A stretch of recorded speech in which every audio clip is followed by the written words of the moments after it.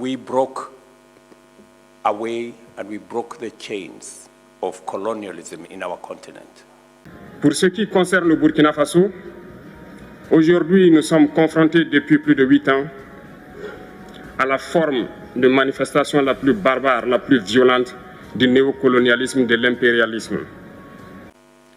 And we broke the chains of colonialism because they were imposed on us without our will, without our wish. L'esclavage qu'on tend encore à nous imposer. Nos dévanciers nous ont bien appris une chose. L'esclave qui n'est pas capable d'assumer sa révolte ne mérite pas que l'on s'apitoie sur son sort. They were undemocratic. They were not participatory. They were against the majority will of the people of our continents, whether it is the Portuguese here in Mozambique or the British in Kenya. These were wills that were imposed on our people without their consent. Nous ne nous apitoyons pas sur nos sorts, on ne demande pas que quelqu'un s'apitoie sur notre sort. Le peuple burkinabé a décidé de lutter contre l'île terroriste en mesure de relancer son développement. Dans cette lutte, des vaillants peuples, des vaillantes populations se sont engagées à prendre les armes face au terrorisme, ceux que nous avons affectueusement appelés les VDP, des volontaires. Nous sommes surpris de voir les impérialistes traiter ces VDP de milices et de tout type. C'est décevant, parce qu'en Europe, lorsque des peuples prennent les armes pour défendre leur patrie, on les traite de patriotes. Our position is that undemocratic, unconstitutional imposition of the will of any government of whatever nature on the people without their consent is wrong, the same way colonialism was wrong. Et là n'est pas le problème. Ce qui est le problème, c'est de voir des chefs d'État africains qui n'apportent rien à ces peuples qui se battent, mais qui chantent la même chose que les impérialistes en nous traitant de milices, en nous traitant donc d'hommes qui ne respectent pas les droits de l'homme. De quels droits de l'homme parle-t-on? Nous nous offusquons contre cela et c'est honteux. Il faut que nous, chefs d'État africains, nous arrêtons de nous comporter donc en marionnettes qui dansent à chaque fois que les impérialistes tirent sur les ficelles. Africa can only proceed into the future if we allow the people of our countries and of our continent to determine their destiny and to choose their leaders in democratic means, using democratic means. The way you do here in Mozambique, and the way we do in Kenya, and the way it is done in many parts of our continent. And therefore, as a union, in the Africa Union, we are against any undemocratic removal of any government. Coups are not a panacea. They are not a solution to the challenges that we have as a continent. They are as undemocratic as the colonial masters.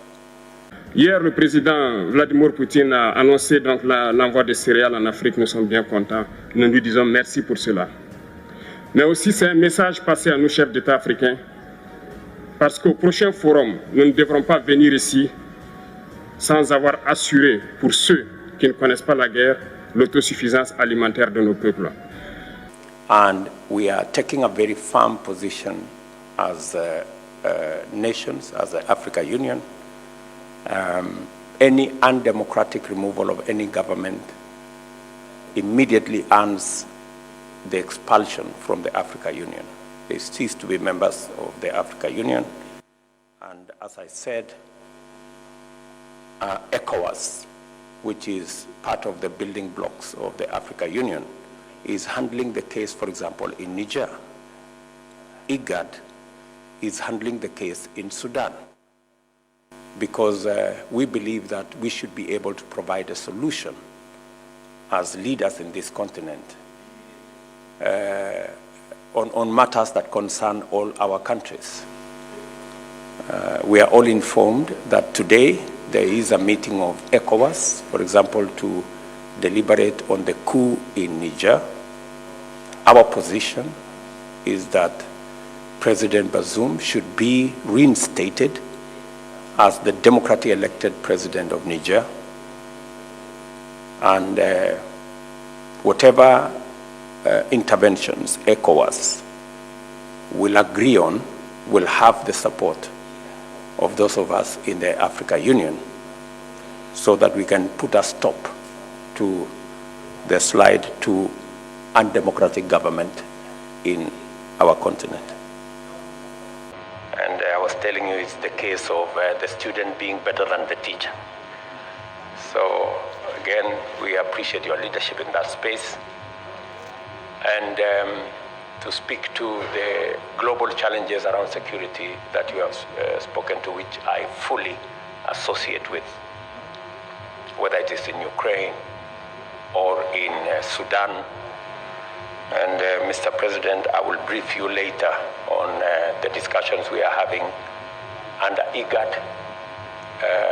I did speak to the President of Egypt a few days ago, and the President of Chad, and I did have an engagement with the President of Ethiopia, even as we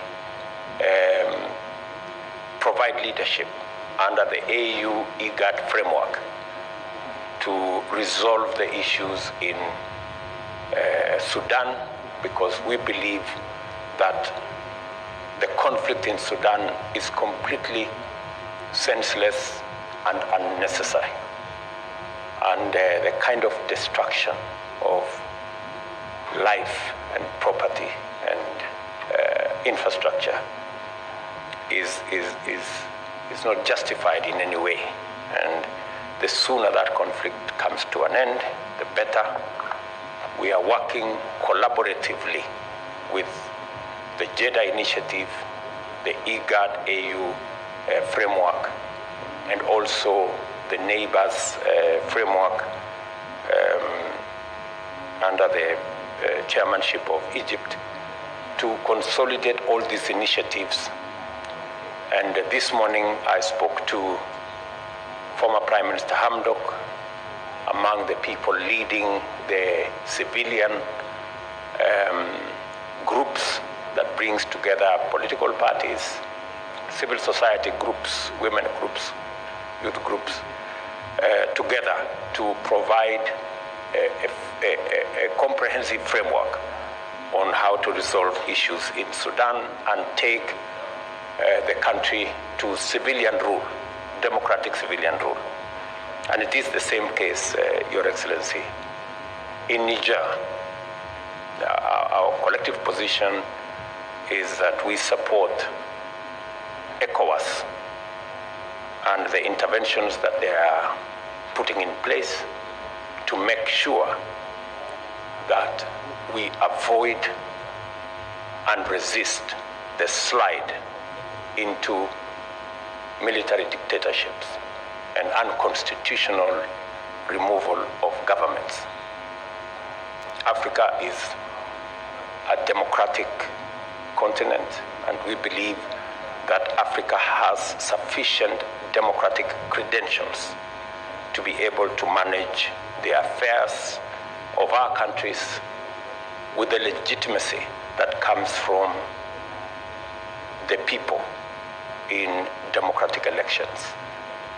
And that is the only change of government through democratic elections that guarantees the aspirations of not just our individual countries, but the collective will of the people of this continent. And whatever means necessary that should be used to make sure that these democratic processes are sustained and maintained and protected should be brought to bear to stop those who want to use the barrel of the gun to run the affairs of countries or to manage the issues of our continent. Your Excellency,